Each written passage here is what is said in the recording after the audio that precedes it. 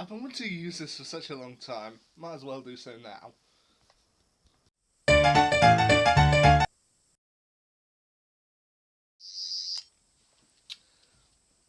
So, Series 12, Episode 5, Fugitive of the Judoon.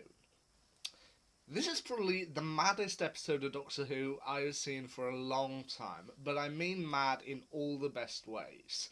I mean, it's off the wall, it's bonkers, it's doing loop the loops. It's frankly as mad as you can get, but you know what? I love it for that. The Doctor and her friends head to the city of Gloucester when seemingly a platoon of Judoon marches down on the city looking for a fugitive.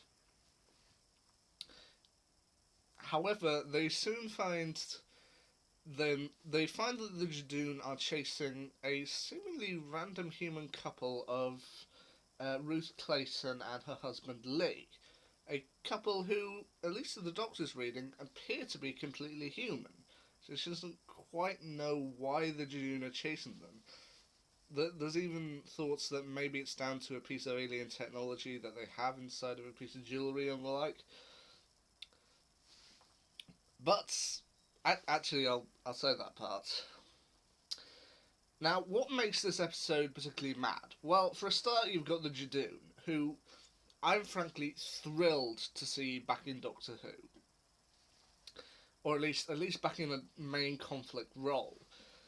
We haven't really seen the Judoon much in a main conflict role since Series 4's The Stolen Earth, when the Doctor and Donna head to the Shadow Proclamation. We haven't really seen much of them since then. I mean, they appeared as part of the Alliance in Series 5 to lock the Doctor inside the Pandorica, and they also showed up as one of the Doctor's favours in A Good Man Goes to War. In fact, after that, I was kind of hoping to see them again at some point. I mean, when they announced that the Judoon were also going to appear in Series 9, I was really excited. But then they only appeared in the first episode, and it was only for like a minute. Only one Judoon appeared for like a minute, and then gone.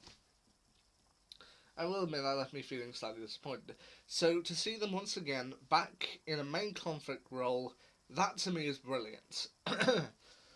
But they're only what makes the episode partially mad.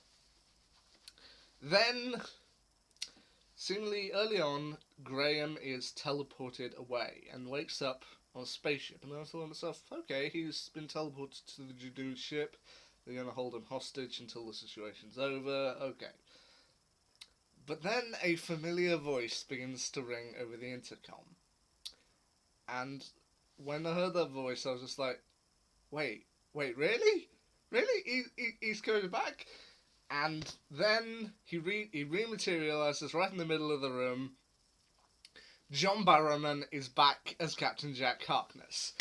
And for me, that's brilliant. I mean, as long-term viewers to my channel may know, I only just finished watching the whole of Torchwood, and that was broadcast back in 2011. So, while we have had snippets that saying what happened to him, like with his mention in The Day of the Doctor, we hadn't really seen John Barrowman for 9 years as Captain Jack Harkness, which is fair. He was off playing Malcolm Merlin in Arrow.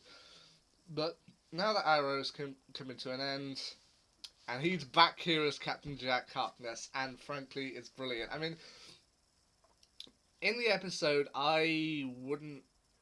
He doesn't get to meet up with Jodie Whittaker's Doctor, which I feel is a little bit of a shame, but you can't get always what you want. He meets up with her three companions. I feel that if John Barrowman's Doctor did meet. John Barrowman's Captain Jack did meet with Jodie Whittaker's Doctor, I feel he would have a similar reaction to Patrick Troughton's famous line that's been used over the years, like, "Oh, I see you've had some work done. I don't like it." Namely, noting back to the fact that John Barrowman is an openly gay man. But having John Barrowman back, even if he doesn't meet the Doctor, that's just brilliant. But then what makes the episode really mad? The Doctor, upon investigating Ruth and seemingly finding her human, Ruth has a memory of a lighthouse that her parents owned. So they head back there, and Ruth ends up doing something that her text showed, and she breaks the glass, and then something seems to happen to her. While she's doing that, the Doctor appears to be investigating around, and then finds something buried, finds a grave at the end of it, and thinks, okay, that's not a grave, it's not marked, and begins to dig it up. And underneath, she finds the TARDIS, the police box. So, upon seeing this, I thought to myself, is this something in between Michelle Gomez and Sacha Dhawan's Masters had stolen the TARDIS or something? Or is this another evil Time Lord? Is this the Rani? And then she steps up and goes, I'm the Doctor! And my immediate thought was pretty much what David Tennant's reaction was at the end of Doomsday or at the end of Last of the Time Lords. And that's like, what? What? What? And once she revealed herself as the Doctor, I was then trying to think my way around this. Like, okay, maybe they have hinted or joked that the Doctor was a woman before. Maybe this happens. Maybe this is before William Hartnell's Doctor. Maybe this is what the Doctor was before we ultimately see her in the series. But Whittaker doesn't recognise this version of the Doctor, played by Jo Martin. So maybe it's that she's the next incarnation of the Doctor. I mean, they haven't announced that anything yet. I mean, Jodie Whittaker has said she's staying on for Series 13. Maybe this is the next one along. But then Jo Martin doesn't really recognise her either. So it's a little bit, what?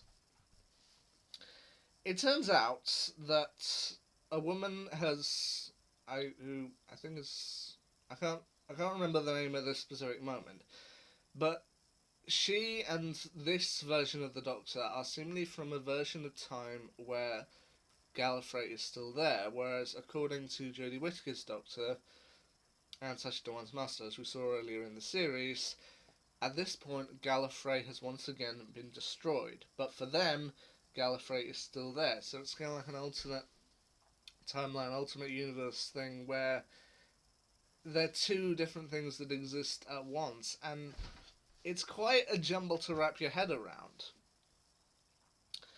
But with Captain Jack Harkness, he also leaves the companions a message to give to the Doctor.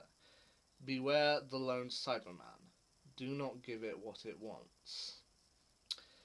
We do know that the Cybermen are coming back at some point this series. You see it in the trailers. But then there's also a lot to wrap your head around. I mean, part of the main reason why we didn't know this person was the Doctor from the start is because she had used a chameleon arch, which we had last seen in Series 3, and that her husband, Lee, was actually her protector. So there's a lot to unpack in this episode. I mean, you've got... And as I said, it is probably one of the maddest episodes I've seen for a while.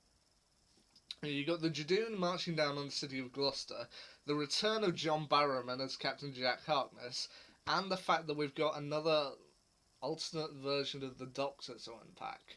So, yeah, there's quite a lot that goes on in this episode. I personally won't even try to explain it all. But then it also does show a small moment at the end that we did see in the trailers where the Doctor knows that with this alternate version of the Doctor and the Cybermen in her future, plus the return of Captain Jack Harkness, that time is beginning to swirl around her, and she knows that something is ultimately going to be coming for her. But Ryan, Graham and Yaz all state that they're behind her, that she's more than just their friend, she's their family.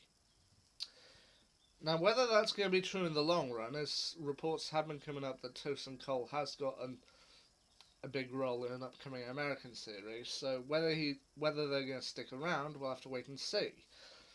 But as I said, Fugitive of the Judoon is just mad and brilliant fun. I won't try and explain every single little thing, but I suggest go and take a look for yourself if you haven't already, and just see how mad it truly is. Well, anyway, next one on the list is Praxeus. I have no idea what that means, so we'll just have to wait and see. Till then, see ya.